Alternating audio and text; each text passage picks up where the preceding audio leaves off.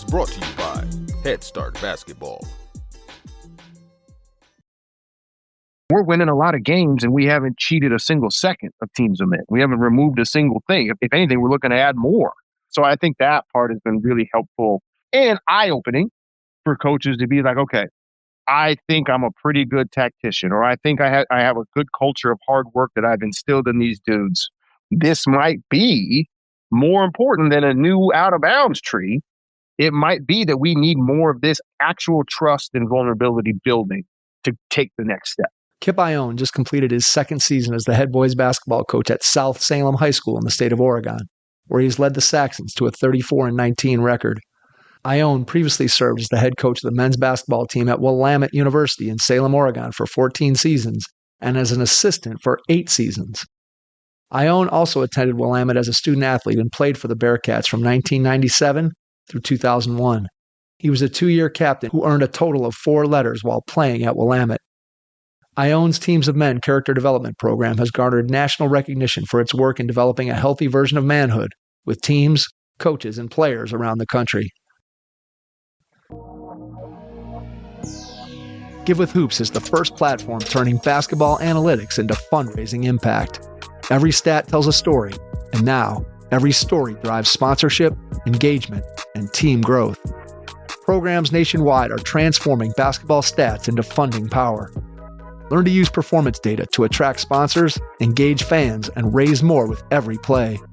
Give with Hoops will help you raise 3 times more money for your program as their stat-based pledges consistently outperform traditional fundraisers. Visit givewithhoops.com/hoop-heads-podcast to learn more and take your fundraising to the next level. Give with Hoops. Hi, this is Hannah Dewater, head girls basketball coach at Union Mine High School, and you're listening to the Hoop Heads podcast. Are you or an athlete you know planning to go D3? Check out the D3 recruiting playbook from D3 Direct. Their playbook gives you a clear step-by-step roadmap to the recruiting process, what coaches value, key milestones from early high school through application season, and how to build a targeted list of schools that fit your needs.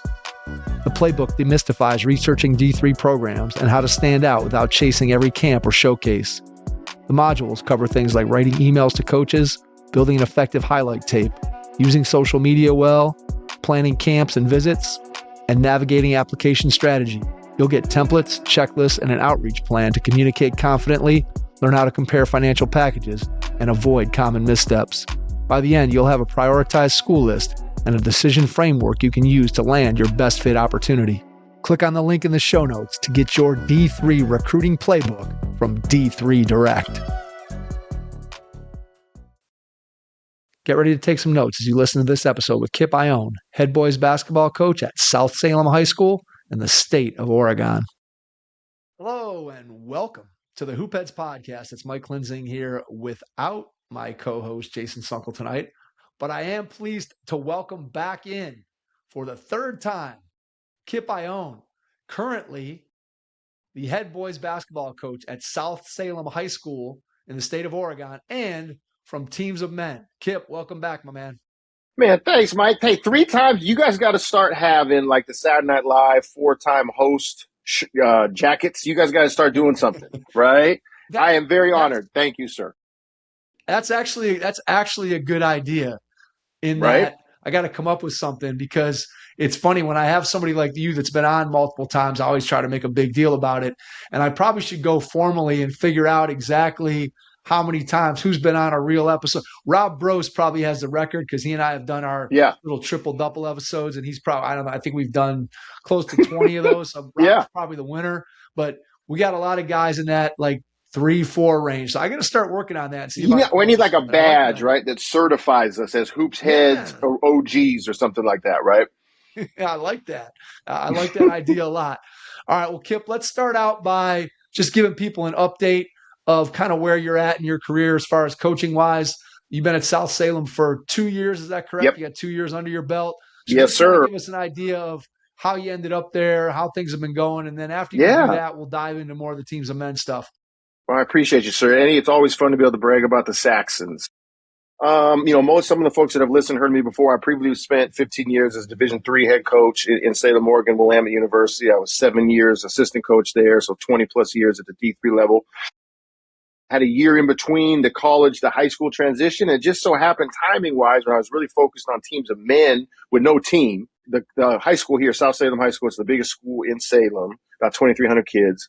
The job came open, and my son was going to be a senior at the time. My daughter was going to be a sophomore at the time. And it just made sense to dad to want to be around them a little more, and also like get back in the fray. As much as I believe in the teams of men stuff and helping other coaches to that vision, I'm a competitive dude that loves basketball as well. So fortunate enough to be able to get the job here. Credit to the administration, Tara Roma and Brian Armstrong for trusting me with the program here, which has historically been a pretty good Oregon high school, largest classification 6A. It's got 2 state titles in the rafters, so to speak. And, we're coming off a year where we went 21-6, led the state in scoring. And the kids really get all the credit, right? Your kids and your staff, Mike, this as much as we can be the forward facing person that has to yell and scream all day. The kids and the staff get all the credit for, making the vision a reality. So I've been fortunate enough we've been in the postseason both years, done a lot of up and down, high tempo, high octane, and really brought a lot of passion back to the gym. Like I mentioned, I had a good group of seniors that embraced this lunatic, weird new guy from D3 that was coaching high school. And so it's been fun, man. And like you and I talked about, and we'll get into, being able to deploy the basketball part alongside the teams of men that I've been on before to talk about at the high school level, and have to do it myself, not just in theory to other high school coaches, whether it was basketball, but just experience the high school ecosystem myself was really transformational and really helpful in, I think, leveling up what teams of men is about. Tell me a little bit about, in your mind, what are the biggest differences between being at the college level and being at the high school level? You don't have to get into things you like or don't like, but just what are the differences that you found? I think on the court, I really appreciate quarters, man. 4 quarters is such an improvement over 2 halves, in my opinion. When I was at the D3 level, obviously the women's game moved to quarters, and I always was kind of intrigued by it. I just think the ability to start and end quarters multiple times gives you more reps and pressure, especially if you value those last 2 minutes like we all do. That part was great. I think there's an energy. It might be a naive energy with high school kids, right? And college kids are a little wiser, right? Especially in the ecosystem that is college now. There's more things pulling at their focus, pulling at their buy-in. And high school kids are still, I'm fortunate enough here, there's still a lot of, we grew up together. It's still our block versus their block.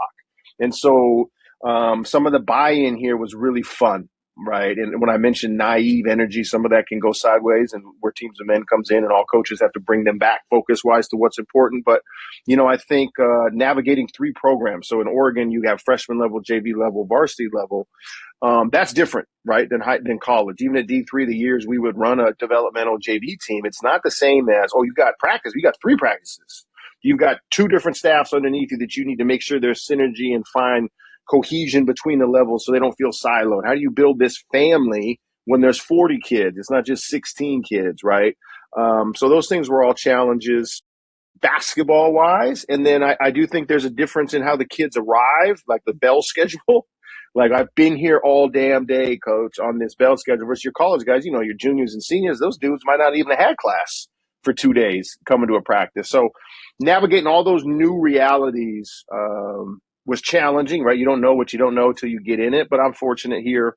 My colleagues on the women's basketball side, the volleyball team coaches, I have the head varsity football coach as one of my assistants, Josh Van Loo, and that synergy from multi-sport athletes has been phenomenal.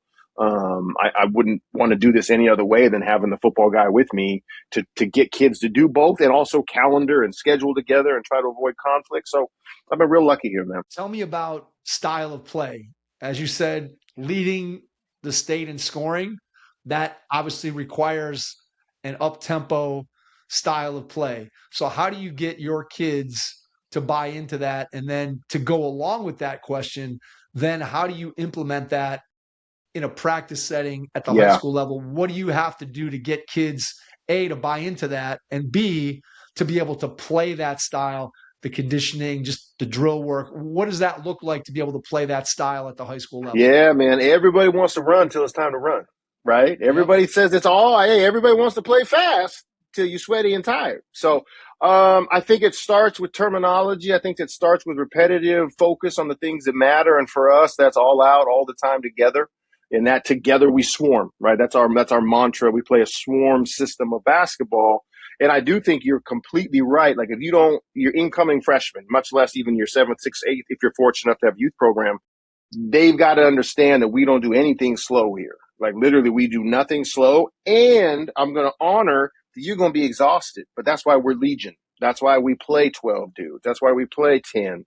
And it does take repeated reps in that's us, like that particular thing that feels so weird. Like we're not going to outlet slows us down. Outlet can be stopped. If you get a rebound, you're gone. You're bust out a dribble. All these things that are antithetical to how you've been taught. How you were taught was not wrong, but it doesn't work for the swarm. And for the swarm, we all have to sacrifice. I mean, you're doing everything from pre-practice circles about bees and fish swarming for protection and bees swarming to attack, like all those different nuanced things that we use as visualizations, all the way through, hey, in practice today, we got to have all 3 programs together in the main gym on 2 side courts because we want the young kids to see what trapping rebounds looks like. We want the young kids to see the older guys, how we're going to initiate off the bounce rather off an action. All those different, technical things that we try to do to speed it up. But you're right. I think there's a part of it too, that what gets measured gets done. And we have measurables that we want and we share it with the kids after every game, like this many possessions, this many sets. We don't want to guard more than 8 sets of an opponent's system. They might score 60, 70 points, but we're not guarding their stuff because if we are, we're not playing as fast as we want to go. Assist rate, all the different things. Coaches have different metrics they value, but ours are rooted in tempo. Ours are rooted in pace. And, we don't have anybody in the program that's over 6'4.5". So if we don't play fast, we're going to get buried. So I think for us to get to where we've been with almost 40 wins in 2 years is really a testament to that buy-in from the kids that this unique style, this swarm, is the only way we can be successful together. And the best part is we can actually feel it. I can feel my contribution as the 9th guy because I trapped and fell down on a charge. As the 11th guy, I went in there and took 2 threes before coach said, that's great, come back out. It's his turn to go do the same thing. All those things that you try to build into the culture and the climate. Key to playing a system like that is you've got to get every single kid believing it, making sure that everyone's on that same page and that it's a constant emphasis. I think it's really easy for coaches to talk about, hey, we've got to play fast. And then there's possessions or multiple possessions or a practice or multiple practices where that goes away because, hey, we got to work on this other aspect of the game or we're doing this. And then all of a sudden, that emphasis on playing fast, instead of being 100% committed, teams are 70% committed. And I'm not telling you anything that you don't know, but if you're 70% committed to playing, as you termed it, swarm basketball, you might as well be 0% committed. I think that's spot on because the kids will sniff out inauthenticity. They'll sniff out that you claim fast, but then we just stood here for 12 minutes in practice and ran a set to 64 times, right? They'll sniff out that you don't really, when it gets in the crunch time, when it gets tough, you don't really want to be fast, coach. Suddenly you're calling everything or you're slowing us down. Like I would put up, I think we can validate a lot of learning with visuals, right? In 2026. So we put up moments where I had my hands up like this, which is a no-no. We don't slow down nothing, but I did it. And then you put that up as an example. Look at coach. Why did I fail on swarm? Right? What am I doing? We don't slow down nothing. Mike, it goes all the way through. Something we're going to do next year is we're going to hand out to parents and I know in your pod, I'm sure everybody's talked about parents, whether it's good, bad, or in between, and we'll get into some of the stuff we want to talk about later. But I got a lot of parents that really want to support their kids, right? And they're going to be loud. I grew up with a mother that got 3 technicals in the stands. There was no shutting her up, right? But what we're going to try to do is give our verbiage to our parents. Like, hey, you're going to be loud. Here's what I'd love you to try to transition from saying get back. We don't get back for nothing. We trap rebounds, right? So you can say that or set it up. We don't set up nothing, right? We get to our spacing, right? We get to our tree. You can say that. Find your man. We switch everything. We don't give them men, ma'am. We switch it all, right? So find the first threat. So trying to help meet parents where they want to be supportive, but let's also infuse some of that swarm language so it's everywhere. So the ecosystem is kind of, we only know this. Like it's weird for people to run traditional basketball in our gym. We don't even know what to do with that. Once again, not that it's wrong. It's just not what we do. So let me ask you about the verbiage, and we'll get into this too when we talk about teams of men. I know it's something that you and I talked about yesterday on our call before the podcast, but let me ask you about it in this context where you're talking about, hey, now we're going to start to involve the parents and having them understand the language that we're using with the kids during practice. How do you make sure that the kids know that language? Obviously, you're repeating it day after day after day. I've talked to some coaches, Kip, who have put together like the program dictionary, right? That has all those things. Yeah. And then they pass that out physically on a piece of paper that the kids carry around with them or Right. whatever it may be. Yep. So how do you take the language of what you want to coach and make sure that your kids understand that vocabulary? Is that just a daily repeat that they're hearing from you all the time? Or is it a more formal, like, hey, here's a handout with all these different things that you can refer back to when I'm talking or after practice or whatever? I think you're speaking to 4 ways you try to break mind wandering, right? And I might have talked to you about this, or you've had other guests. It's from the language of coaching, right? And they talk about to bring people back to focus. We use repetition a lot, which is a thing, right? We're going to say the way we move around dribble drive, we call it wheels and locks. So they're going to hear wheels nonstop, but eventually repetition wears out, right? Eventually repetition becomes like, I'm so sick of you saying that word, coach, I might intentionally forget this because I don't want to hear your ass anymore. So you use repetition a little bit. Intensity is a thing. So I might say it louder. We might go to our coach voice about wheels and locks. But then the 2 that really move the needle and stay fresh, especially for the age groups we're talking about, right? Say it's 14 to 18 or 18 to 22. You want to go novelty and context. So what's new ways we can get to wheels, whether that's in a segment on the floor, coach wore a wheel shirt, coach put wheel graphics on the film, right? He changed the color of wheels from blue, because we're blue and red, to now it's red and it's blinking. And then context, like, where does this help you get a bucket? Where does wheels and locks matter to you? So it's really all 4 of those things. And I think what you mentioned with coaches and the handouts, that's absolutely, we would try that. I just wouldn't do handouts in 2026 because I don't want to be furious when I see them on the floor of the team room because they don't go home, right? But I definitely would deliver that graphic. I definitely would text that to the team thread.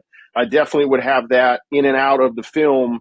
As you know, I've gone to, like, our defenses are all Batman villains: Joker, Freeze, Bane. So we have a clip up of a Joker fail. It's going to be a big ass comic book Joker right next to that clip. And that might move 4 kids, right? And the other 5, they move by the video, and the other 3 are moved because I said their name. So I think as a coach, we're always trying to hit as many of those 4 strategies as possible to get them to focus. Because otherwise they're just, they're out there doing what they do with their eye rolls. So that's what we've really tried to infuse. And I'm lucky I got a great staff. One of my coaches played for me at Willamette, Kyle McNally.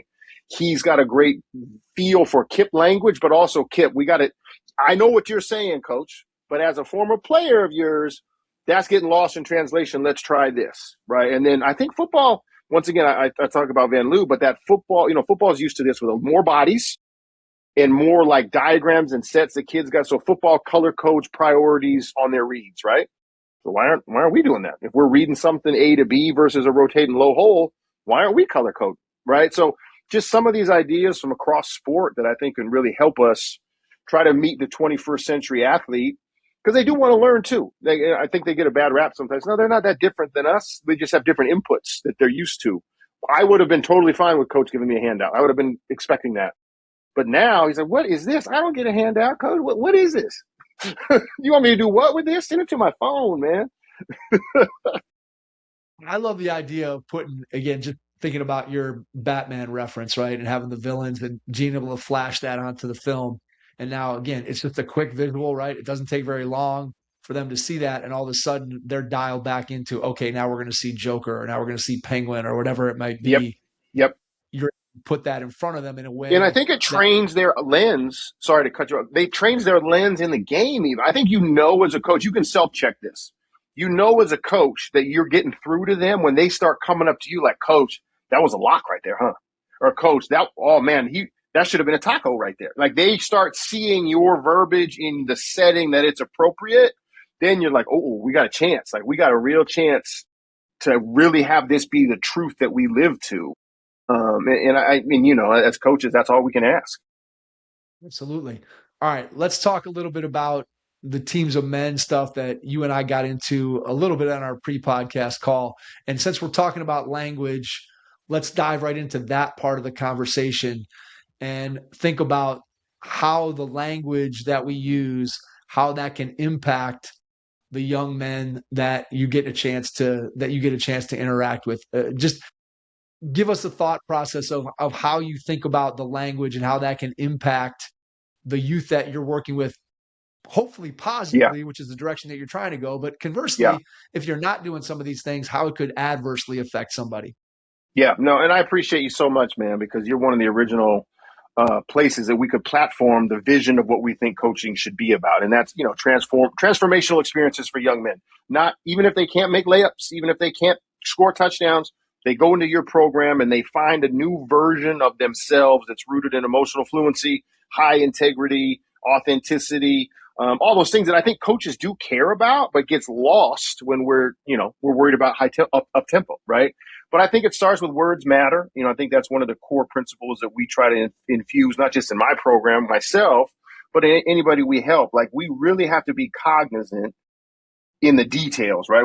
Anybody installing an offense, installing a scheme is going to be yelling at their kids some version of details matter. Well, the words you use and the tone you use and the way you address people, that's a detail. And so just, a quick example, we used to say in our offense, if we wanted to initiate attacking the basket from a corner isolation, we'd call it corner kill. When I was in college, we called it corner kill, like this person is a corner kill. We'd call him a Kuzma. Like, Kyle Kuzma can't guard nobody. So we'd say, we're going to corner kill. These are the three Kuzmas we corner kill. And I really started to self-reflect, mirror train. Man, you're the guy that's trying to get these kids to be emotionally fluent and not choose violence when they're in the midst of experiencing certain emotions. But you can't have violence-infused language then everywhere. So we changed it to, guys, here's why coach is changing corner kills to corner Brunsons. You guys watch Jalen Brunson, he cooks one-on-one. So when you get a corner Brunson, we want you to cook one-on-one. But that coach, why are we changing? That leads into the conversation and the presentation of words matter. Forever, all of us have the little lines across our courts that somehow magically jump up and tackle our players at the worst possible times, and they fall down, they trip on their own feet. I used to yell sniper out in gyms that I was coaching. And everybody would laugh, and I thought it was hilarious. I was playing too much Call of Duty as a 35-year-old man, right? But then I thought to myself, well, that's violence-infused language. So we changed it to timber. Same thing. We're still going to laugh. We want to have humor. Hopefully we're not embarrassing this poor kid too many times. If he's having a lot of timbers, we better get some skill development on our agility, right, Mike? But we changed it to timber. And once again, the guy's like, coach, I know why you're saying that. Guns, right? Yes, we're trying to go away from that. So just those types of little, I don't want to call them tricks of the trade, more like intentional adjustments that are bathed in the idea that if I'm a transformational coach, maybe he'll remember this. He'll eventually won't be able to do a crossover to a 2-foot stop. He's going to be too damn old for that. But he might always remember, man, my coach changed from corner kill to Brunson because that matters. We don't want to swim in violence-infused language our whole life.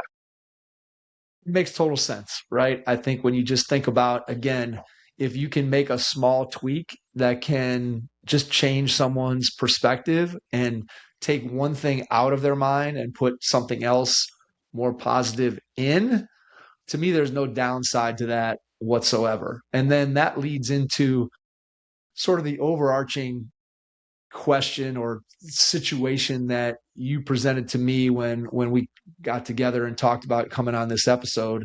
And that is that there's always, I think, been a disconnect with coaches in terms of, hey, some of the things that Kip's talking about with teams of men, or some of the things that we think about Phil Jackson and Zen and those things that we might consider soft skills or things that are not tangible basketball things.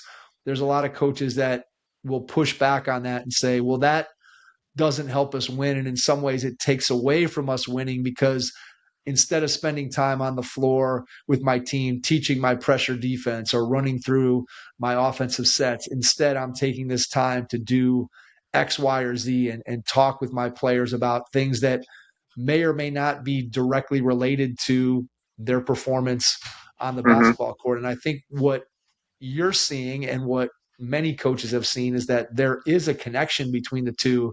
And in fact, it's not negative. It's actually positive. on the outcomes that you're trying to get as a coach as far as winning games. And then we'll also dive into just the personal benefit to the players who are involved and get through and participate in what you guys are doing with Teams of Men. So just kind of take the overarching picture, and then we'll dive further into the details. Yeah, no, I gotta bring you on the road with me, clearly, to help sell this stuff, right?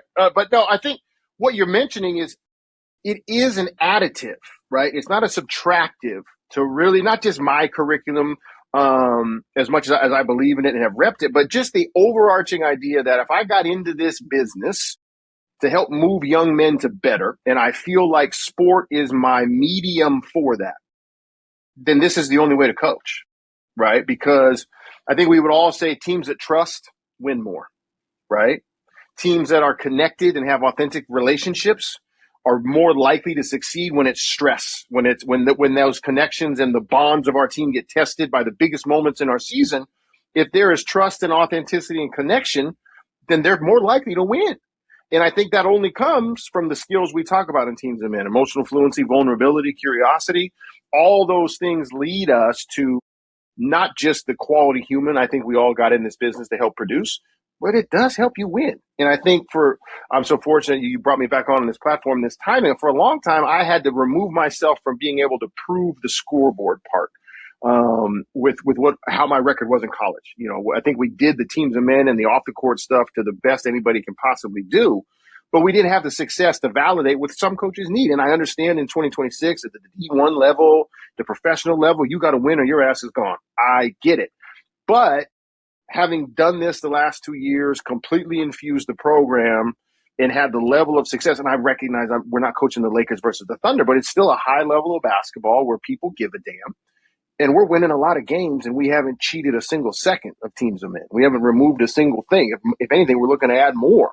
So I think that part has hopefully it's not a brag about me. It's a brag about the work does not take away from your competitive passion, which we all have, or we wouldn't be in the sport, right? So I think that part has been really helpful and eye-opening for coaches to be like, okay, I think I'm a pretty good tactician, or I think I have a good culture of hard work that I've instilled in these dudes. This might be more important than a new out-of-bounds tree. It might be that we need more of this actual trust and vulnerability building to take the next step. I think it's 100% right. And I think that there is always the challenge of people who see it a different way, especially people who are old guys like me who grew up in a certain style of coaching, right? The way that I was coached in many instances was not my coach coming and talking to me and putting his arm around me, or not having a direct conversation about something outside of the sport. It was, hey, this is what we need you to do on the floor. This is just the way it is. And so I think there's that resistance from sort of that older generation. Yeah. And then I think it goes back to, and I want to dive into some discussion a little bit with the parents, and one of the statistics that you sent me that I found to be pretty interesting, not surprising in any way, but certainly interesting. And I know that when I was coaching my son and my daughter's team when they were in elementary school, right, I used to do this thing that I stole from the Positive Coaching Alliance, a lot of it, and then I added some of my own stuff. And I gave every kid a 3-ring binder. Again, old school, not on the phones, but we had the actual 3-ring binder and a piece of paper and pencils and whatever. And we would go through, and there were some activities that the kids would do. And a lot of times we'd take, again, we might have 2 practices a week, and we'd take maybe 15 minutes before practice if we had a cafeteria outside the gym, or maybe we'd take 10 minutes on the court if we didn't have access to another space. And I would get some pushback from parents, right, saying, hey, you only got an hour and a half of practice time to work on basketball. Why are you taking some of the time to go through and talk about what it means to be resilient, or what it means to be a good teammate, and having the kid? Like, I don't see the value. People didn't see the value in that, right? Because so many people just want that result that you talked about. They just want to see on the scoreboard. That's all they care about. And they don't see the connection that we talked about, that these things do help you win. They do help you to be more successful on the ultimate scoreboard, right? And when we're keeping track, but they also help you in so many other ways beyond the scoreboard. But I always feel like there's an education gap Yeah. on all the constituencies that you have to talk to. And so the stat Yeah. that you shared with me is that 5% of the kids in this survey from Aspen, right, said that the Aspen Institute said that they had never experienced negative parenting around their sport. And then you flipped it around and said, yeah, 5% have not. Well, guess what? That means 95% have. So how do you, when you come into, again, a high school program, how do you sell it to the parents? Yeah. And what's the feedback that you've gotten from parents and players thus far in the 2 years that you've been doing this? What do people like about it? Have you had any pushback? Have you had one of those conversations with somebody who's like, I don't know. I don't know about this. Just kind of where are you at with that piece of it? Yeah. So I really appreciate you sharing that story. You mentioned people asking you, why are you wasting time on this? Because I've gotten that question, whether it's an email and then I offered to meet some dads at Starbucks to say, hey, I would love to talk to you about your hesitations and your reservations. I think there's an alignment. There's a lack of vision of the alignment between exactly what you talked about, resilience, accountability, all these skills that are presented in man box teachings as soft skills. In sports, we can't be soft or we're going to lose, when really they're not soft skills. They're connective skills. If you're accountable, emotionally fluent, you're more likely, and vulnerable and trusting, you're more likely to listen and connect with a teammate that needs your help to be better, or listen and deploy what the coach asks because you trust him. And sooner, we don't need 30 minutes in shell. We need 12. We already bought in. We already know what we're doing, right? So some of that stuff you mentioned really had me thinking of all the conversations I have had to dispel some of the worry that it exists as an anti rather than an ad. Right. And then I think some positives we've had, whether it's my own 2 years in high school or the partner programs we've worked with across the country, notification letters in the summer to potential parents and or notification letters after you make your teams after cuts. Like, this is going to be a repetitive and an intentional calendared thing that happens every 2 weeks in this program. For freshmen, maybe it's every 3 weeks or every month. Just it kind of depends on what level you're at. And these are the topics. This will never affect your son. Attendance to these things won't affect your son's playing time, but failure to live to these ideals absolutely will. And failure to live to so many ideals that I think every program in the country would put up on a board as their most non-negotiable. If a kid violates those, you don't have him, whether it's a suspension or he's gone, you don't have him. That affects winning, right? So even if it was your buy-in to this was surface level availability of my guys, and I want to be risk avert, or I want to be deploy some risk aversion for them off the floor, then you should buy into some of these skill sets and these trainings and these teachings to keep his butt with you and in a uniform at the very bare minimum, right? But I think like we mentioned so many other times, once parents understand that the alignment you have with them is the benefit and the growth of their son, the alignment you cannot have with them is the playing time and the shine of the player. You are in it, like, our program core motto is growth is the goal. And if growth is the goal, then there's no such thing as failure. It's all information, whether that be in playing time, shooting percentage, wins, losses, all those things. But I think that's where I've been fortunate enough, and I give a lot of credit to the community here in South Salem. They've, for the most part, been really receptive to thank you for the information up front. And I send it as well to my administration, the principal and the athletic director, so they know what is going to happen in case a parent does. We know parents love to go over your head to somebody they feel like can contain you, whatever it is you're doing. But I give them hey, here's the goals of the teams I'm in this year with the basketball program. I think it aligns pretty well with what the school stated is the school's mission statement or the school's 4 focus point, whatever your district or admin is doing that particular year. Then you're all aligned towards we're moving young men to better. These just happen to be the tools and the convos that we're doing. And I tell you what, Mike, was another great thing this year that after your first year of Teams of Men, where it really does have to be kind of coach-focused deployment, you start getting upperclassmen that are versed in your stuff, upperclassmen that have lived your model. Now you give them the floor. And you say, hey, like this year, we had 7 seniors. So we had groups of 2 and a group of 3. You guys have Teams of Men on locker room consent. What does the boundaries in the locker room look like about our stuff? You 2 have it. You 2 have words matter in our program. Why aren't we allowed to say certain words? Why are there consequences for certain words? You 2 have that with the freshmen. You 3, you have this with the freshmen. Harm versus count versus restorative justice. You have that convo. And it's really hard then for a parent to say, well, Kip, you're preaching this or you're doing all that. Actually, player run program. The players have set the standard that this is how they want each other to exist with one another. So I think those, I don't want to call them tricks. It's just like the evolution of getting to a place where we recognize we're all pushing for better versions of our sons. Basketball be damned.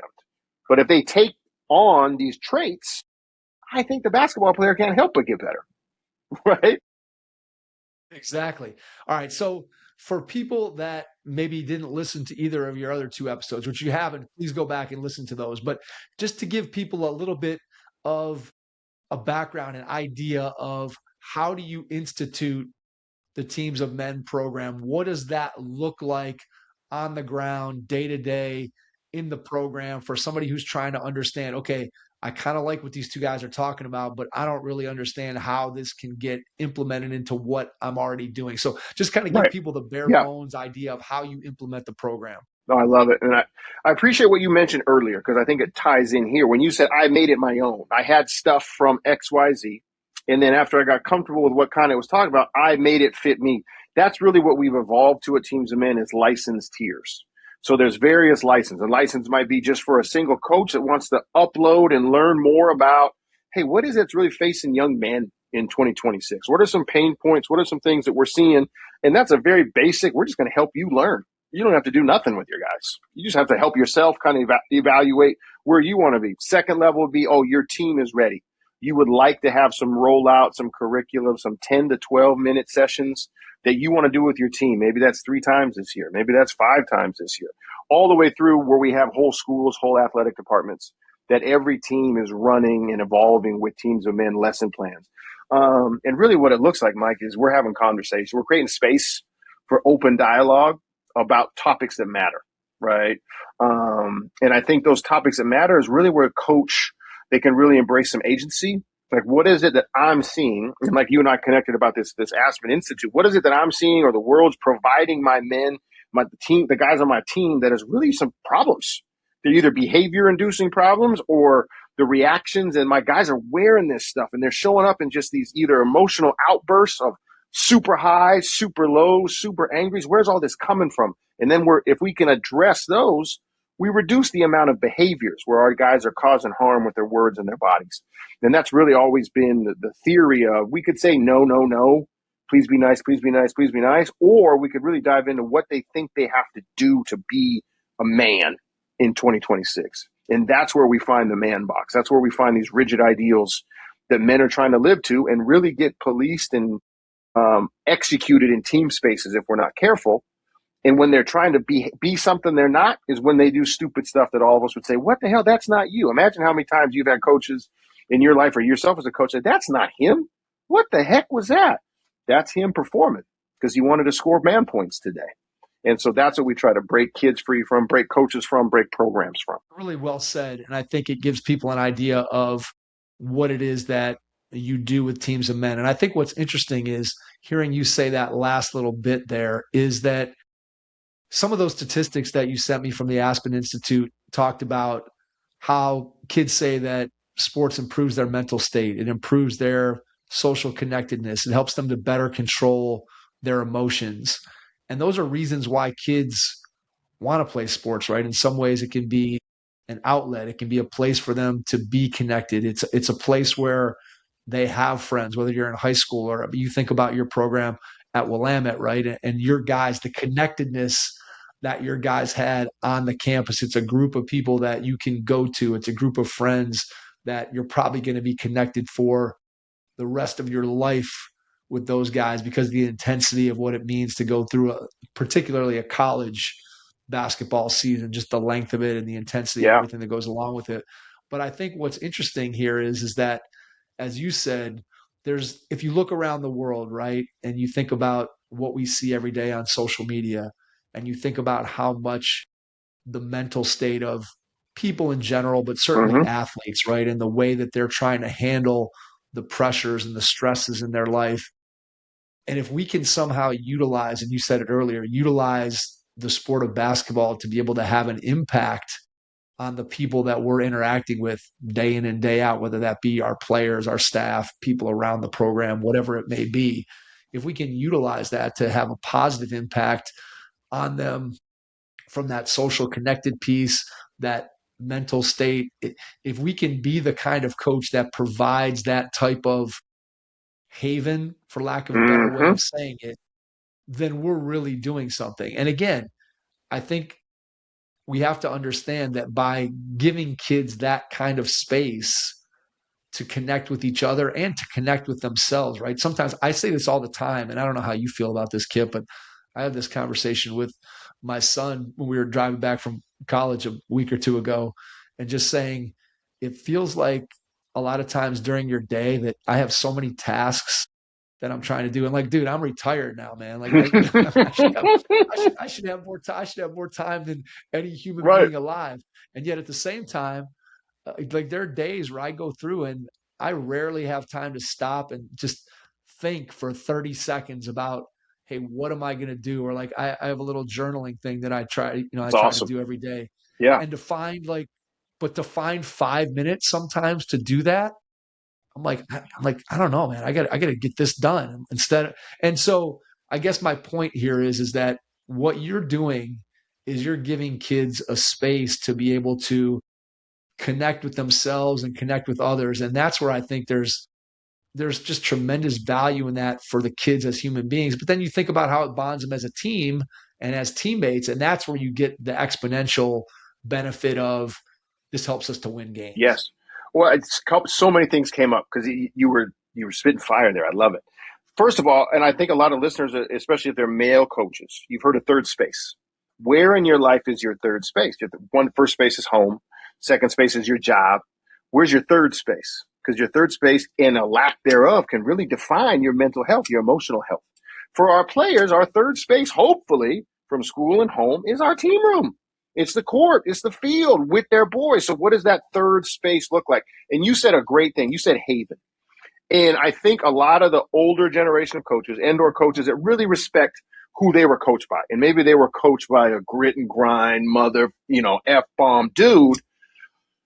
When they hear haven, they think you are going to let kids get away with nonsense. When really what we're saying is this third space haven is where they know they're going to get pushed to better and loved while doing it. Right? And I think that's one of the things we've tried to address better with coaches is this is not a soft landing space where a kid isn't forced to grow. He's asked to grow daily. He's asked to look at himself in the mirror every single day. But so are you, coach. That's what we're saying. We're doing this alongside them. And I think we mentioned the Aspen study. The studies point out that the top two things kids said in their surveys, and a scale of 5 would be like, this is what I want out of sport. A 4.69 score was teach me life skills. Develop me life skills. Right? It didn't say help me win. Win got 3.9. But I think kids are much more likely to want to work and sacrifice for your vision, the program's vision, if they feel valued and seen as the human being they are, and then part of that group that you just mentioned, right? Coaches love to talk about leadership and culture. I can lead teams through a sweaty workout. Great leadership and culture. But if the kid feels invisible, he will not lay down his body for us when we need him to take a charge, to box out, to make that tackle on third down. If he is invisible or feels unvalued, and that's in life too, right? You don't get the buy-in and the stuff we need to have successful friendships and social groups. So I think all this is we're building that third space where a kid can feel like, you know what? I really like going there. It's hard sometimes, but I think everybody else there feels it's really hard with me, and we're doing it together. And that's what we're trying to ask guys to do, to take it from running 16s to, yeah, that's part of it. But that's not, maybe they're running 16s because they said it's one of the worst things you've ever heard, and now they're going to get lessons from it. Because I think some of the time too, and then I'll be quiet on my tangent. Some of this is like, coach, you got to interrupt some of this. You got to use that whistle, not just when he travels or when he has a turnover. You got to interrupt when they co-sign and laugh at a joke using the R word about a special needs kid. You got to learn how to interrupt things that you haven't interrupted. You always do it for pass interference. You always do it for, we took a bad swing on the big at bat. You got to interrupt other nonsense and then tell them why you're starting to interrupt that now. That's a great point there too, is right. We oftentimes, we recognize and want to correct technical mistakes, And sometimes we let things go that we're like, do I really want to step in there, right? Because I don't want that awkward interaction. Yes, absolutely. We've all been there. And let's face it, there's a lot of us, and I will admit myself included at times, you hear something and you're just like, it's no big deal. It's no big deal. And it's easy to just turn and walk away. Hey, I only heard it once, or hey, that thing only happened one time. But the reality is, probably if you've heard it once, it's probably happened more times outside of your earshot or outside of your Thank you for saying that. Because what's happening, if they're willing to say some of this stuff or do some of this stuff in front of us, my goodness, what are they doing when there's four of them together in a car on Friday night and they're bored? Yep. Right? No, that's spot on. Yeah, I think that's something that, again, it's easy to overlook. And I think your point about a difficult or awkward conversation is always something that I think young coaches especially, and I know for myself, even as a young coach, as a young teacher, right, that there are things that you don't want to have that confrontational conversation, right? You don't want to have that discussion of, hey, your kid said X or your kid did X. It's much easier to just be like, maybe tell the kid, hey, don't do that again. And then you don't have a conversation with their family, or you don't have a conversation with the entire team, or what you don't explain the what or the why behind it. And I think that's always something that, again, as we get more experienced and get older, I think people, generally speaking, get better at those kinds of conversations and better at understanding.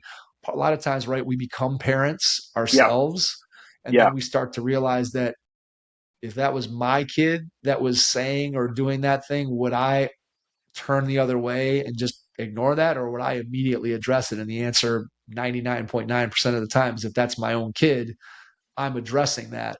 And so once you become a parent and you're also a coach, I think you have a different perspective on what that looks like in terms of the relationship that you want for your players with you, because you realize, I think if you're a 27-year-old single guy, you don't have that same perspective, right? It's kind of the go or win at all costs. I mean, I can't even tell you, Kip, and I know I'm not telling you again anything that you don't know, but the number of conversations that I've had on the podcast with guys who have told me, when I was 25, I was nuts. I was a psycho. All I wanted to do was win, and I would do whatever it took to win. And I would ignore this, or I would take this guy on the team, or I would just whatever. That was all I cared about. And then eventually you realize that either A, you don't win at the level you want, and then you're like driving yourself, you become insane, or you do win and you look around and you're like, this is all there is. Like, hollow feeling. All that comes is I got another game tomorrow that I got to win again. You just move the goalpost on yourself. Well, I think you're speaking. I thank you for naming the parent tie-in here, because I think we worry as parents of our own kids and as parents of our players what they're bathed in all day. What are they? Man, this world, man, these social media, all these things that are legitimately reasons for us to worry about our loved young ones out in it. What if you bathe them in better when you get the 2 hours with them? And then I think that also helps you, because you're so right. As long I've been doing this for 12 years, Teams of Men version, right? 12, 13 years of this version of coaching. And I still have fatigue from like, I don't have the juice today. But if we've coached to it, if we made it the norm, if we've done the same thing we talked about, making a team play fast across levels and the culture is fast up tempo, if we've made it a Teams of Men environment, suddenly your older players, suddenly the peers of the teammate that is struggling or making bad decisions, they become other places that they can get corrected from. It doesn't have to be just you all the time. If you've trained your staff, you brought your staff, you brought them along with you, they can take some of those. Some days we all need each other to carry the baton, so to speak. And I think when you've embraced and shown the kids that this is how we roll in general, every level, every bus trip, every road game, these are the behavioral expectations of what we want you living to, they can check each other. And that's what we both want when they're 25 in a bachelor party in Vegas, and we'd love them to come home alive. But we're also too damn old to go there and babysit them. So I think that's where that's when that's like a scoreboard for the work, is when your young men are telling you, texting you, showing you that they're checking each other. That's when that courage you've tried to instill in them. Hey man, Don't co-sign BS. BS only lives when people laugh like hyenas around it. Check your guy. And I think that's the ultimate where you know you're doing something positive for your team, your community, your campus. That's the rewarding part. Yeah, and I think it ultimately comes down to that. You said it earlier, that what you're trying to do, right, is have that kind of impact on young people. That's why you coach. And again, you use basketball as the vehicle to be able to do that. But ultimately, you're trying to have that positive impact on that player, that kid, whatever, that is going to not just translate on the basketball court and not just during practice, not just during team events, but as you said, when that kid goes out in the world, you want them to be able to fend for themselves and make good decisions and all the things that we want as parents for our own kids. As a coach, we want those same things for our players. And I think going back to what I was saying about just that idea that winning is kind of all consuming sometimes as a coach, right? And day to day, it's very easy to get focused on that win, right? That performance, that next practice, that preparation for the next opponent. It's really, really easy to get dialed in on that and let some of the things that we're talking about tonight sort of slip, right? Like, I don't know if I can take 10 minutes for this teams and men thing today because we got to get prepared for our conference opponent on Friday night. And I think when you fall into that trap, it's because, again, you don't have that third space, right, that you talked about, where I don't have time to really think about, if I go back to my goals that I had at the beginning of my career, at the beginning of my season, or when I thought about what I wanted to do, I probably wouldn't say, hey, in the middle of the season, let me push some of this other stuff out of the way because I just have to do X, Y, and Z to prepare for our next opponent. But sometimes we get so caught up in that day-to-day stuff that we forget about the bigger picture stuff. And whenever I think about this, Kip, honestly, for me, what I always go back to is, and I don't know if you ever feel this way, but like when I was a player, honestly, what I felt like most important to me day to day kind of was my performance and how my performance fit into our team and how our team could win more games. And then I look back now at my time as a player, and I played 110 college games maybe over the course of my career. Same.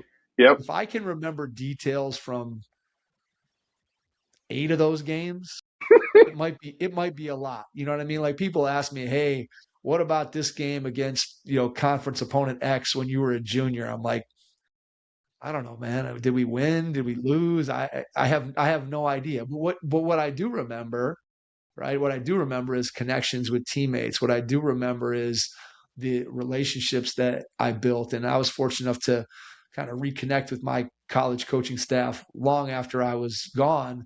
But while I was there, I didn't feel like some of the things we're talking about, I didn't really feel like those things were present. It's funny because I had a conversation with my head coach who passed away like 2 years ago, but I had a phone conversation with him for like 2 hours a couple years before he passed away.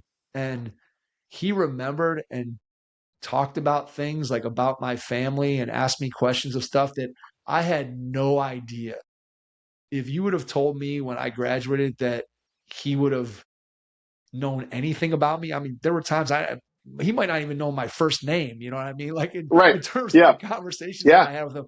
And it made me kind of reevaluate. And in a way, I was glad that he had that connection and remembered those things about me.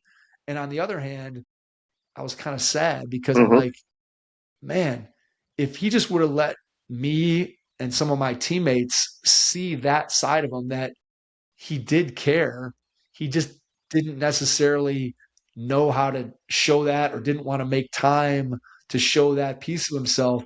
And so it's just, again, I think what we have to do is, like you said, we have to make space for those kind of connections and conversations, because going back to that survey, right? That's what they want. Now, again, they want it. Win, they want to perform. Yes. But they want that. They do. That same survey, 43% of the kids said, I would start playing because I wanted to have fun. 26% with that, I want to play with my guys. I want to play with my girls. I want to play with my friends. And then another 20, I want to play with a coach who cares about me. I want a trusted adult mentor guide. So that leaves, 13% winning. But I think people hear that stat and like, Kip, we're not playing club. I know that. But if you feed that 70 with their friends, loved, guided, the things we've been talking about, they will have time then. And then we always talk about, hey, free your mind. You want to go into the game, visualize success. And then you mentioned, I don't got time. My life is insane, coach. But if you help them navigate and upload these skills, suddenly they can lock in on your game plan. Suddenly they can show up and be fully present Friday night when you need them to perform rather than carrying all the baggage and the things they haven't been taught. Your story of your head coach, man, thank you for sharing. Because imagine the power. And I think we need to honor, and I think you did a good job of this. I want to honor my father, who I think was really loved the shit out of me, and my brother, didn't have the toolkit necessarily to always show how much passion he had for us until later in our lives. Imagine if he'd had the skills to model, or your head coach had the skills to model that he did care. You guys probably would have ran a little harder, slid a little farther, shot a little better. It's just natural. Like, if this dude gives a shit about me, this dude cares. My teammates care. Like you mentioned, I had the same thought. Like, I was really worried. My lowest moments when I thought I let them down. That was my lowest. Like, me be damned. Like, I let us down. That's that. Every coach would say, we got to 5 as 1, defend. How do you actually live to that, right? Like, there's a James Baldwin quote. I can't believe what you say because I see what you do. And how many of us fall into that as coaches? I've done it myself. I wear a T-shirt that says XYZ, and then I do not live to that. Kids will sniff you out so fast. Parents will sniff that out so fast. So I think embracing this version of coaching, whether it's through our stuff or through just this, your own self journey, alleviates a lot of these things that we all know get coaches to quit the profession. It alleviates that. It fulfills you. It renews you, whether you win or not. But I do think you can win, dude. I just did it, right? Let me take the I out. We just did it. I think that, again, the connectedness of all these things is what sometimes gets lost, and how important each one of these components is to having a, quote, successful program, right? There's success on the scoreboard, and when you look at your schedule on a piece of paper and you see the wins and losses, there's that kind of success. And then there's the success of 5, 10, 15 years down the road. What kind of human beings are you producing? And then there's, in the moment, what kind of human beings are walking around your school, walking around your community? How can you have an impact on those? And to me, it all comes back to, right, do we trust each other enough that we're all on the same page? And if we are, then all these things kind of click into place because we trust each other and because we care about one another, right? So then, I don't want to let my teammate down when I'm out on campus on a Friday night. I don't want to let my teammate down when there's 2 minutes to go in the game and I got to dive for this loose ball. Or I don't want to let my coach down because he told me to do X, and man, I don't know if I completely buy into that. So, I'm going to do my own thing on this particular play. It's funny. I had a conversation with a kid that I know who plays college basketball, and he was talking about his team this year and said that they had instituted and played a different style of defense than what they had played in years past. And this kid said, all year long, we had guys that just didn't trust and didn't believe in that system. And he goes, I think my teammates, I think they were playing hard, but they in the locker room, and they would talk about, hey, like, we just don't believe in this thing, and we don't think it's going to work. And he asked me, he's like, do you think that they got the best out of themselves when they didn't fully believe in what the system was? And I'm like, probably not. Now, maybe it was 97% because they're good kids and they wanted to play hard. But imagine if they really did have that connection and that belief, and that everybody was rowing the boat in the same direction.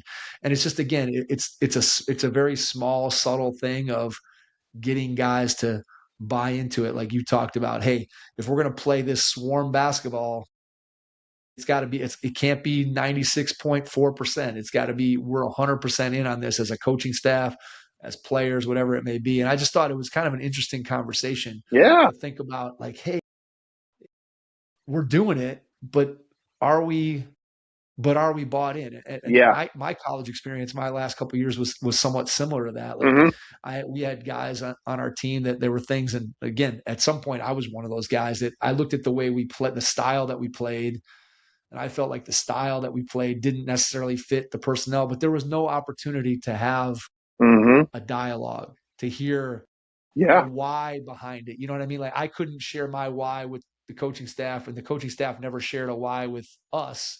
And so then it just became two sides digging their trench, being like, for sure, we're over here and you're over there. Doesn't it make you think of like vision? It makes me think the story from the college player, and it makes me think of vision and framing and activating. Like we talk about, like, can you see it, do it, right? Like you see rotation, that's the kick, that's the dunk.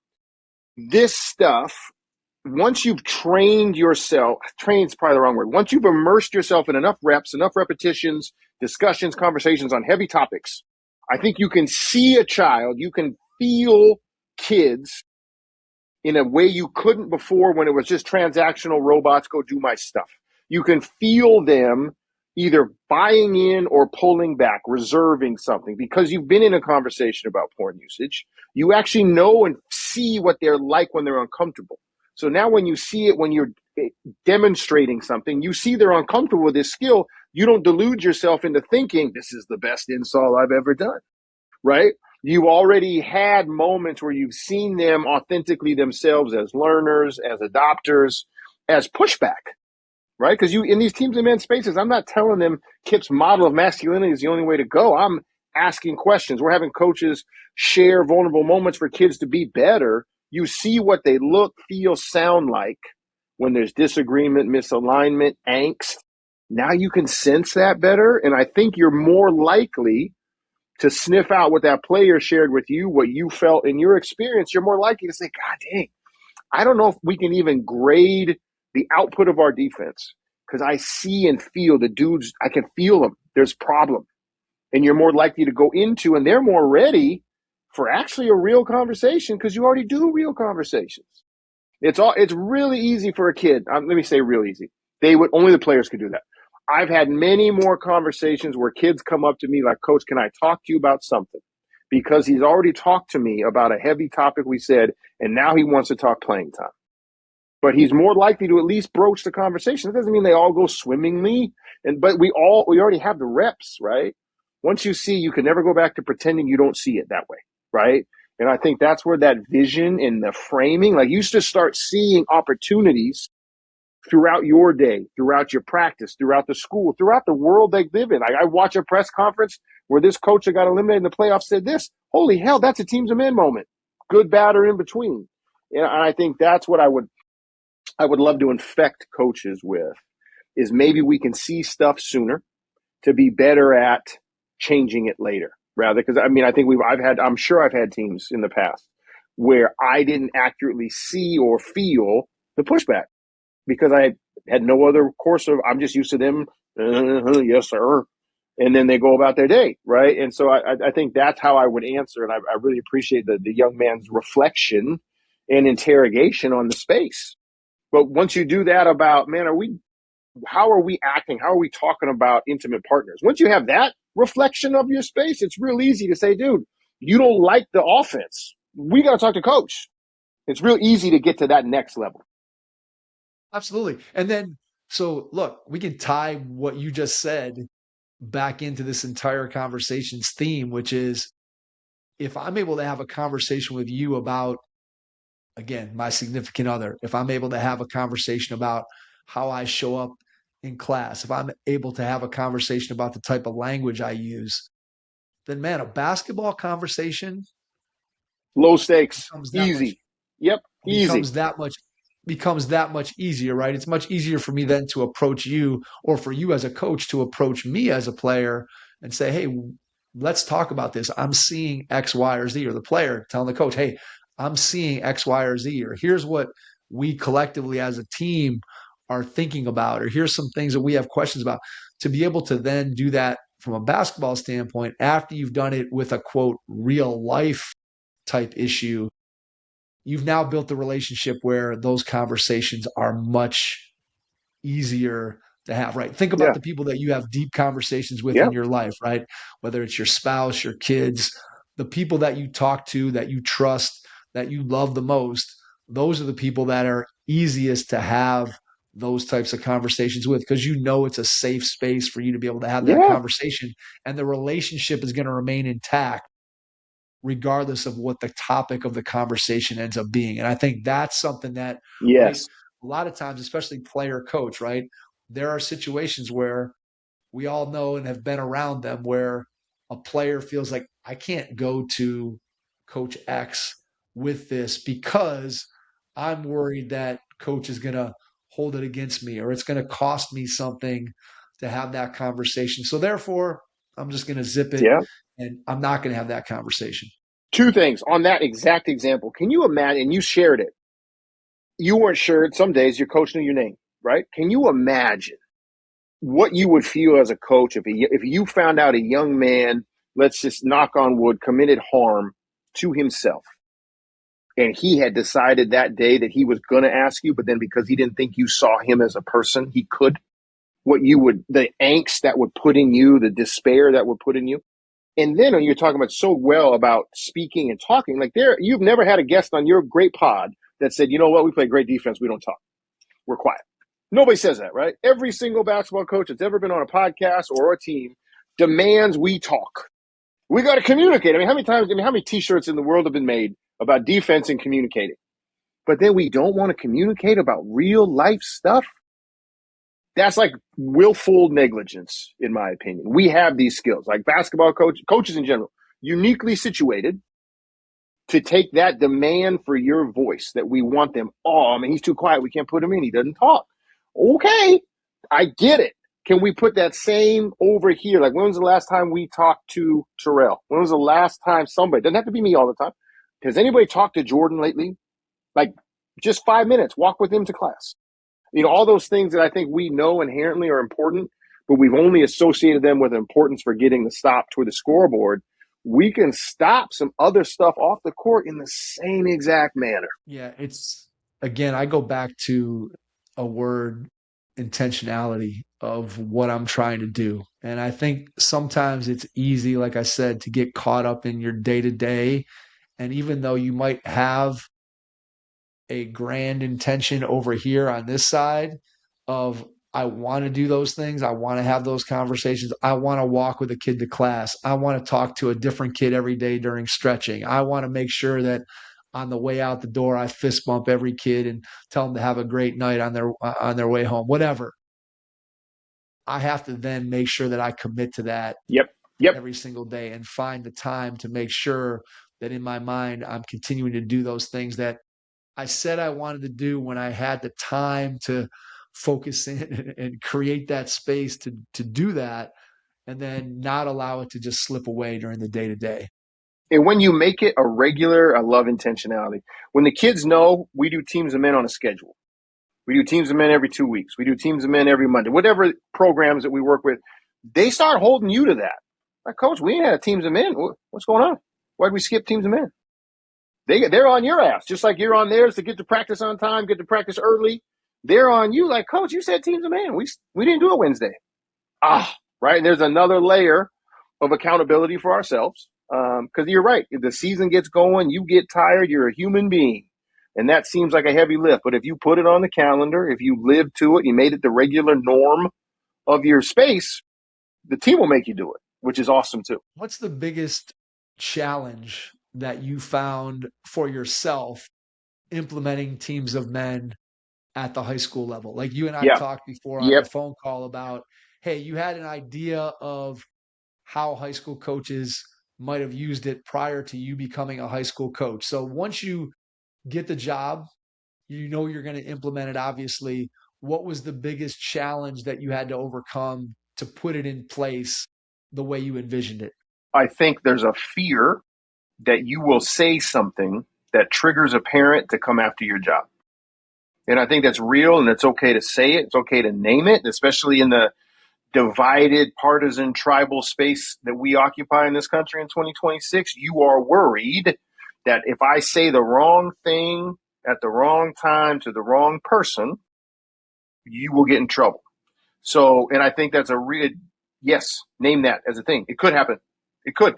But that's why number one, you hire teams of men because we've done this in spaces forever and we know how to massage and or correctly adjust terminology, wording, phrasing to prepare the space and the parents. So you have another layer of protection, but also you always lead off with kids. You're not preaching a single dominant version of being yours. You're saying, I want to open your eyes to all the possible things you might not have been exposed to yet that you might want to make part of who you are. You know, I talked to somebody great today from Champs Campus, Elise, the founder of Champs Campus, and she said, keep, adjust, discard. That's awesome. There's some things that you have learned from your pops that you should keep. That's amazing. There's some things you want to tweak a little bit. You're a little older. You have a little bit, but there's some things that man, when I thought about that when I was 22 and I'm 32 now, I'm a dad. I'm dropping that. That doesn't serve me anymore. So when you present it in those spaces to both parents and players alike as not a rigid Kip is right, be this, more of look at the vast opportunities of looking at things differently, you're less likely to be in a space where somebody can say, you told my kid to be this, and that is against what we believe, our religion believes, our whatever, because you're just presenting opportunities. You're just presenting different things. Please choose. It's your life, right? And I think that's been the main thing that we've been able to navigate that I know terrifies coaches, and rightfully so. But also, Mike, I mean, I've been fired from a college job. We all take jobs and we all say to each other at the convention, well, you know, every coach gets fired in the end. And we all accept the nature of the profession is you probably don't get to go out like Coach K on your own terms. But then we all act towards that fear rather than I'm going to do it my way, the way I think best serves kids, and whatever happens, happens. And maybe, unfortunately, like you have to go, and it sucked being fired. It was awful. I hated it. But I ripped that scab, right? Like I'm going to be me at all times. I know that's maybe a thing, but it's not going to prevent me from trying to help kids. And if I get fired for trying to help kids, I think I could take that better than you didn't win enough. Yeah, that really strikes a chord with me because it goes back to, and I've referenced this conversation multiple times on the podcast, but I think it fits perfectly with what you're just talking about. There's a longtime high school coach. He's now an AD here in the Cleveland area. His name's Sean O'Toole, and right now he's the athletic director at Gilmore Academy. He was the head coach at St. Ignatius High School, which has been one of the better basketball programs here in the state of Ohio. And what Sean told me, and he was, I think, maybe the third interview that I did, and I sat with him, and what he said to me was, he goes, Mike, I've been in a lot of situations as a coach before, and what I've learned is that there's no way for me to make every single person outside of my program happy. It's impossible. Yes. I can't make every AD and administrator happy. I can't make every parent happy.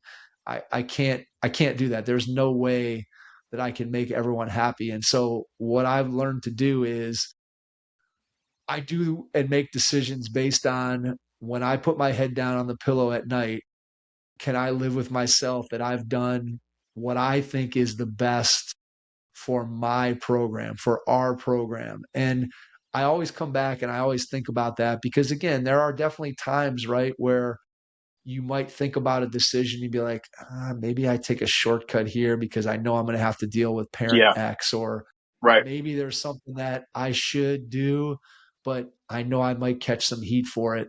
And I think you make a great point. And I think it's the point that Sean was trying to make back when I interviewed him. And that is that ultimately you have to do what you think is best for the people that you are serving. And the people that you're serving, first and foremost, right, is the kids who are on your team. And obviously you have other people that you have to serve and that you're working with. But at the same time, I think ultimately you have to live with the decisions that you make, the way that you go about things. Because as soon as you start trying to do something to appease this person or make this person happy, as soon as you do that for one person, you're like, oh, I'm going to make this person happy over here. Well, guess what? There's somebody else on the other side that's going to be just as upset.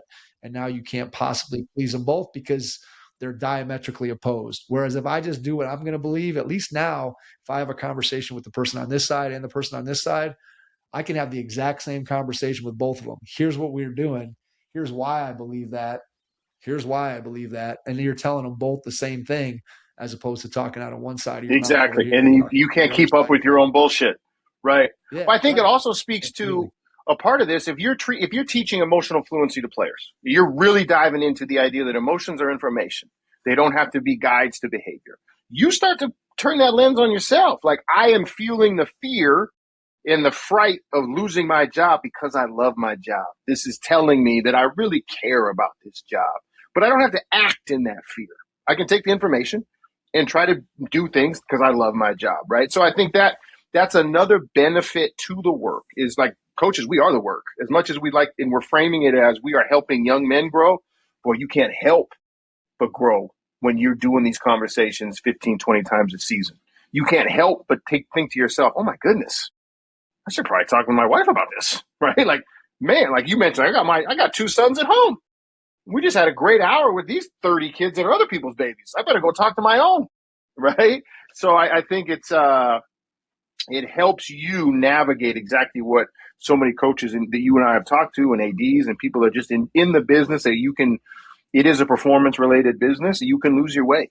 And this helps you validate and refuel your inner compass too. Now I'm gonna chart my path the way I feel best for kids. All right, I think it makes sense now for you to let people know how they can implement this, get in touch with you. You mentioned that there are different ways that you can incorporate it into your program. So why don't you walk us through a little bit of just how can people engage with the Teams of Men curriculum and start to think about how they could implement it in their program if this conversation has touched a nerve for people? Yeah, I think there's 2 entry funnels that are really easy. One's free completely. One is $16.99 on Amazon.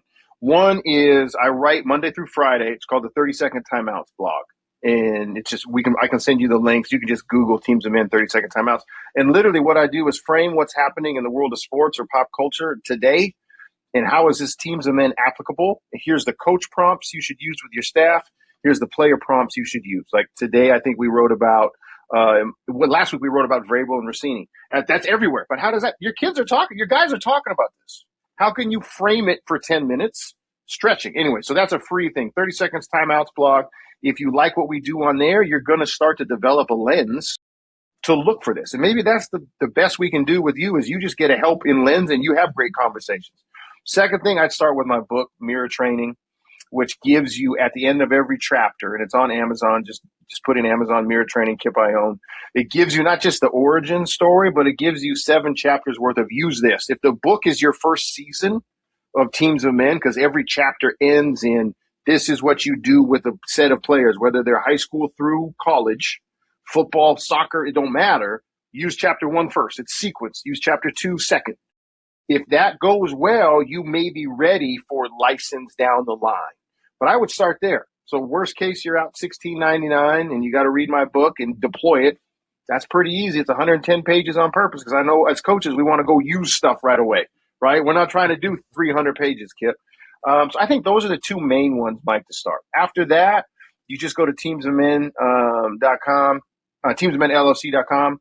And you can pick and choose what is the best way. Sometimes it's Kip coming to campus. Sometimes it's Kip, I'm going to get on Zoom with you. You're going to give me 3 things. I'm going to use them this season. And then I'll follow up with you afterwards. Perfect. All right. I want to ask you one final question here that I think relates to the overarching idea of what this thing is all about. When you think about your vision for Teams of Men and a Teams of Men team and what that looks like, give me the 30-second, 1-minute synopsis of if I'm running a high school basketball program or I'm running a college program and I go and I get involved and I immerse myself in the Teams of Men curriculum, how is my program going to look different? What's the vision of what you would see for an ideal Teams of Men program? Give me 30 seconds. Yeah. Layer 1, young men used to gathering in spaces to talk about topics they don't speak about ever because they're embarrassed, scared, or uneducated and don't want to sound like an idiot. But they're used to in the basketball team, we talk about that stuff twice a month, 3 times a month, 4 times a month. That's number 1. Number 2, you should see and hear coaches with a fluency in things that you wouldn't normally expect to find in a team room. Like, you're still going to see and feel coaches demanding kids be better at the sport, but in ways that are informed to meeting kids in a better way rather than a tyrannical top down, right? And number 3, hopefully you're going to get feedback from the campus or the high school that they're at, the college campus, from other stakeholders, teachers, faculty, lunchroom workers, admin. Like, man, I heard your guys talking about things. I've never heard men talking about that. Hey, I noticed this kid did this or said this to me. That's when you know you've established and started to try to break the chain of the normal interaction of a team of men on a campus when you get that feedback. Really well said, Kip. And for anybody who's listened to the episode and again is intrigued, if you want to level up your team, if you want to multiply your impact, again, not just on your players as players, but on your players as people, and then have those people go out into your greater community and have that kind of impact, then this is what you're looking for. And again, I know from Kip, our many conversations, both on the phone and directly on the podcast, the passion that you have for the work that you're doing and the impact that you're having on the people that you get a chance to touch their lives every single day. So to anyone who's listening to the episode, please reach out to Kip, go pick up the book, go find the 30-second snippets about pop culture, do your Google work, find all that stuff, get yourself, dip a toe into the water, and then hopefully you'll be ready for more. Because I do think that, again, when we talk about it, I say it all the time, the privilege of getting an opportunity to use the game of basketball as the vehicle to have an impact on people's lives. There's nothing better. And I always say I can't give back to the game of basketball what it's given me. It would be impossible. But by doing things like this that have an impact beyond the game, we're spreading the gospel of basketball beyond the walls of the gym to be able to have that impact. And again, I'm really fortunate, Kip, to be able to say that you're a three-time guest. I need my badge, Mike. I need my badge. We're working on something now. You inspired me. I'm gonna figure something out. We're gonna get something going for our multi-time guests. I don't know what it's gonna be. Maybe we'll the worst case scenario, we'll get some stickers. I love it. You said it. I'll put it on my car, Mike. 2 seconds. I'll put it on my car. We're gonna figure it out. So again, Kip, can't thank you enough for taking the time out of your schedule tonight to join us. Really appreciate it. And to everyone out there, thanks for listening. And we will catch you on our next episode. Thanks.